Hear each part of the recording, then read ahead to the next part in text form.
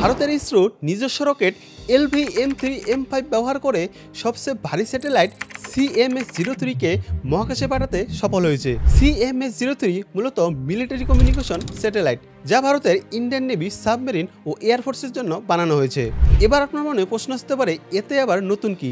ইসরো তো স্যাটেলাইট পাঠাতেই থাকে। হ্যাঁ, এটা একটা ভারতের জন্য বড় সাফল্য, কারণ এর আগে ভারী স্যাটেলাইট পাঠানোর জন্য ভারত বিদেশি রকেটের উপর নির্ভরশীল ছিল, যেমন ফ্রান্সের আরিয়ান 5, রাশিয়ার প্রোটন, আমেরিকার ডেল্টা। কারণ সেই সময় ইসরোর নিজস্ব রকেট PSLV বা GSLV এত ভারী স্যাটেলাইট তুলতে পারত না, যার কারণে বিদেশি রকেটের উপর নির্ভর করতে হতো। কিন্তু এখন ভারতের নিজস্ব রকেট LV-M3, যাকে বাহুবলী রকেটও বলা হয়েছে, এটা থাকায় 4 টন বা তার বেশি ওজনের স্যাটেলাইট আরামসে মহাকাশে পাঠাতে পারবে, যা আত্মনির্ভর ভারতের উদাহরণ আর আমাদের সকল ভারতবাসীর জন্য গর্বের বিষয়। আর এই ধরনের ডেইলি ভিডিও পেতে চ্যানেলটিকে সাবস্ক্রাইব ও ইনস্টাগ্রাম পেজটিকে ফলো করতে ভুলবেন না।